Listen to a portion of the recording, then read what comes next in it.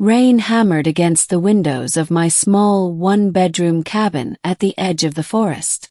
It wasn't unusual for storms to sweep across the northern valleys this time of year, but that night something felt different. I had just finished my late shift repairing long-haul cargo drones at the depot and wanted nothing more than to collapse into bed. The generator hummed, the smell of damp pine clung to my clothes, and the fire in the old cast-iron stove was dying. Then I heard it, 3 deliberate knocks. Nobody knocked on my door this far out in the valley. People respected distance here. My neighbors lived half a kilometer away, and even they only visited in emergencies. I froze, my hand hovering over the light switch. The storm outside masked almost every sound, but the knocking was real, measured, human-like. When I finally opened the door, what I saw made my throat lock up. A young woman stood there, soaked to the skin, her clothes ragged and torn. Her eyes glowed faintly violet against the dark, and beneath her drenched hair, strange silvery markings crawled across her temples. "Please," she whispered, her voice trembling. "Let me in." I didn't think. I simply stepped aside. Middle. She entered slowly, like a stray animal testing whether the hand held out was safe. I gave her a blanket, stoked the fire, and poured her tea, though she sniffed the cup curiously before sipping. "Thank you, human," she said, the word heavy, as if it meant more than just species. I frowned. "Who are you?" Her silence lasted too long. Finally she said, "My name is Liara." It wasn't just her name that struck me. It was how she said it, careful, almost rehearsed. Over the next few days she stayed. She avoided my questions, instead asking endless ones of her own. How long had I lived here? What machines did I fix? Why did I trust firelight over the glowing screen of my tablet? She studied everything with the hunger of someone who hadn't lived among humans before. But strange things began to happen. My comms terminal crackled with interference whenever she was near. My tools shifted slightly on the bench, metal bending faintly as if influenced by unseen hands. Once, I woke to find her standing over me in the middle of the night, her violet eyes watching like she was memorizing my face. One evening, after a week of unanswered questions, I confronted her. "You're not just lost, are you? Who are you really?" She hesitated, then slowly pulled back the blanket wrapped around her shoulders. The markings on her temples spread, glowing softly. A faint hum filled the room, and for the first time I saw her true form. Her pupils shifting into slitted crescents, her skin shimmering faintly with patterns that no human could ever have. "I am not from this world," Liara said at last. "I was sent here, hunted here. And now, I am alone." Her voice cracked on the last word. The storm outside had ended, but another storm was beginning inside my cabin. She told me fragments. She was part of a diplomatic envoy from a distant starfaring civilization, a people who lived by resonance and energy rather than brute force. But her group had been ambushed in orbit by a rival faction. She alone had escaped, falling in an escape pod through the atmosphere. "They believe I am dead," she whispered. "But if they discover I survived, they will return." I should have told her to leave. Should have called the authorities, reported what I knew.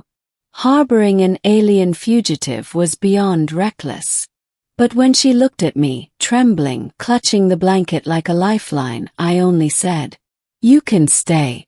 As long as you need." The tension rises. The next weeks blurred into something surreal. I went to work each day, fixing drones and listening to my coworkers complain about supply shortages, while knowing that a being from another world was hiding in my cabin. Liara adjusted slowly to human life. She helped with chores, curious about cooking, fascinated by music. She would hum along softly, her harmonics resonating with notes no human throat could reach, filling the air with haunting chords. But there was fear too. Sometimes she would jolt awake from nightmares, whispering names I didn't understand. Once, while I was gone, she dismantled half my generator, leaving its pieces scattered as if she were searching for something she desperately needed. One night, she finally admitted the truth. They will come for me. And when they do, they will not care who you are.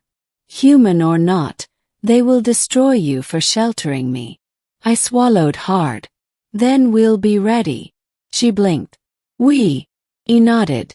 You're not alone anymore. Middle conflict unfolds. The first sign came 3 days later. My comms terminal lit up with a signal that wasn't on any human frequency. A piercing tone vibrated through the cabin, and Liara went pale. They found me, she whispered. That night, the skies above the valley burned with streaks of light. Not meteors, ships. Sleek, black, and silent, they descended like predators. Liara grabbed my wrist. You must leave. They will kill you if they see you with me. No, I said firmly. We face this together. She stared at me, stunned. For a moment, her glowing eyes softened, and she whispered something in her own language. A word I didn't understand, but one that sounded like hope. When the ships landed in the clearing beyond the forest, I expected soldiers. Instead, a towering figure emerged, clad in obsidian armor that seemed to drink the starlight. His voice boomed, amplified by some unseen technology. Liara of the Resonant Order, he declared. You are accused of treason and betrayal. Surrender, or all around you will burn. I felt Liara's hand tighten around mine. Her lips trembled, but then she straightened, stepping forward into the clearing. You claim I betrayed the order, she said, her voice steady. But it is you who twist its purpose. You would enslave worlds. I will not return. The commander sneered. Then you die with your pet human. Blasters hummed. And in that moment, I did something reckless. I stepped in front of her. Wait, shouted. You call her a traitor, but I've seen nothing but kindness from her. If your order destroys those who show compassion, then maybe she isn't the traitor. Maybe you are. For a breathless silence, nothing happened. The soldiers shifted uncertainly. Liara's eyes widened, shimmering. Then the commander raised his weapon. Climax. Liara moved faster than I could see. Energy pulsed from her hands, a resonant wave that shook the trees and sent half the squad sprawling. She was radiant, her markings blazing like constellations. I ducked, dragging her toward the generator shed. This way.